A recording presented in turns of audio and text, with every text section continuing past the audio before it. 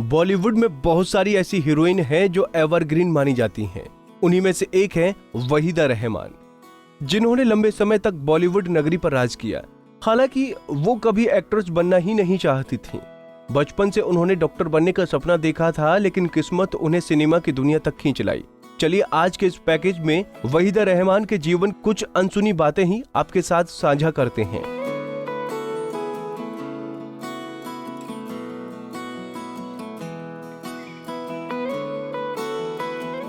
14 मई 1938 को तमिलनाडु के एक परंपरावादी मुस्लिम परिवार में जन्मी वहीदा शुरू से ही डॉक्टर बनने का सपना देखती थीं, लेकिन फेफड़ों में इन्फेक्शन की वजह से वो डॉक्टरी शिक्षा हासिल नहीं कर पाईं।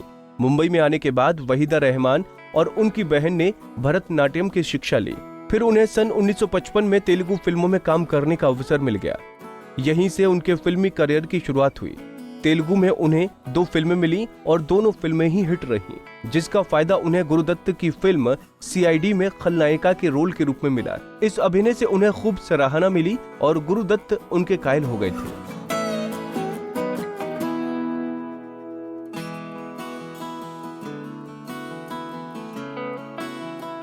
दरअसल उनकी तेलुगु फिल्म देखने के बाद गुरुदत्त ने ही उन्हें मुंबई लाने का फैसला कर लिया था। इसके बाद गुरुदत्त ने वहीदा के साथ कई फिल्में की, जिसमें सबसे सुर्खियां बटोरने वाली थी फिल्म प्यासा। इस फिल्म से ही दोनों एक दूसरे के करीब आ गए, लेकिन ये प्रेम विफल रहा। कागज के फूल फिल्म दोनों की असफल प्रेम कथा पर ही आधारित थी। दोनों का प्यार परवान न चढ़ा और कुछ समय बाद गुरुदत्त और वहीदा अलग हुए।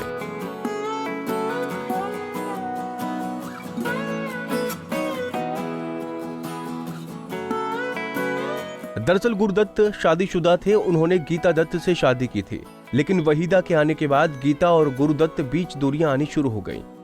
वहीदा को लेकर गुरुदत्त और गीता दत्त में आए दिन झगड़े होते रहते थे और दोनों अलग अलग रहने लगे। वहीदा के बिना गुरु किसी फिल्म की कल्पना भी नहीं कर पाते थे।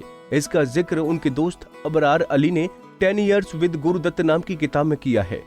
गुरुदत्त और वहीदा के रिश्तों पर सिर्फ गीता दत्त को ही ऐतराज नहीं था, बल्कि वहीदा के परिवार के लोग भी नहीं चाहते थे कि वो गुरुदत्त से शादी करें, क्योंकि गुरुदत्त हिंदू थे और वहीदा मुस्लिम।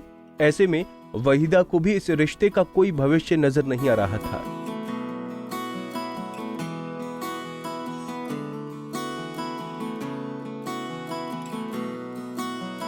(1963) में अपना घर बचाने के लिए गुरुदत्त ने भी वहीदा का साथ छोड़ दिया। हालांकि पत्नी बच्चों को लेकर जा चुकी थी। गुरुदत्त से जब ये बर्दाश्त नहीं होता था तो दोस्तों के सामने वो बार बार जान देने की बात करते थे। गुरुदत्त अपनी 2.5 साल की बेटी से मिलना चाहते थे, उसे उनके पास भेजने के लिए तैयार नहीं थी। उन्होंने नशे की हालत में ही अपनी पत्नी को अल्टीमेटम दे दिया, बेटी को भेजो वरना तुम मेरा मरा हुआ शरीर देखोगी।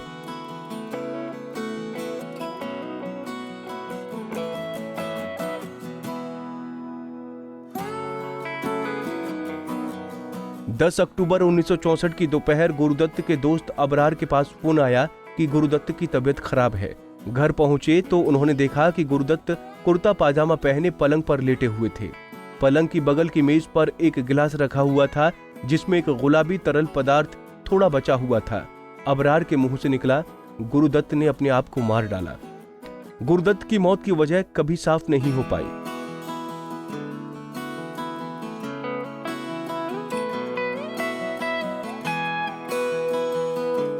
खबरों की माने तो कहा जाता है कि गुरुदत्त ने कथित रूप से खुदकुशी कर ली थी, जिसके बाद वहीदा एकदम अकेली पड़ गई।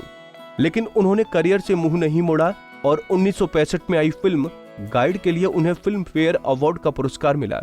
1968 में आई नीलकमल के बाद एक बार फिर वहीदा रहमान करियर बुलंदियों पर पहुंच गया।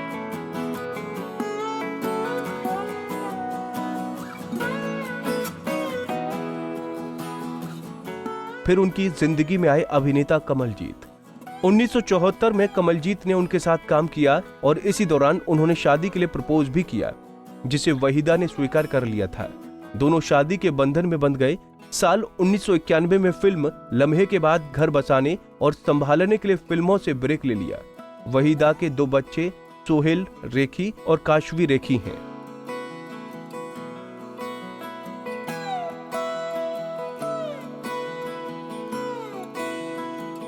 लेकिन साल 2000 में जिंदगी ने फिर एक मोड़ लिया जो वहीदा को एक और गहरा धक्का दे गई।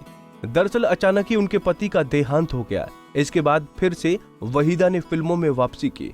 उन्होंने वॉटर, रंग दे बसंती और दिल्ली 6 जैसी फिल्मों में काम किया। अपने शानदार फिल्मी सफर के लिए उन्हें पद्मश्री और पद्म विभूषण पुरस्कार से नवाजा जा चुका है। इसके साथ वहीदा रहमान 2 बार बेस्ट एक्ट्रेस का फिल्म फेयर अवार्ड भी मिल चुका है। वहीदा आज भी इंडस्ट्री में एक्टिव हैं और इवेंट्स में अपनी सबसे अच्छी सहेलियां आशा पारेख और हेलेन के साथ नजर आती ही रहती हैं।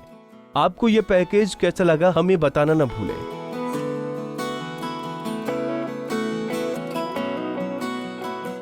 नारी से जुड़ी मोर अपडेट्स के लिए हमारे इंस्टाग्राम को फॉलो, फेसबुक को लाइक और यूट्यूब चैनल सब्सक्राइब करना ना भूलें।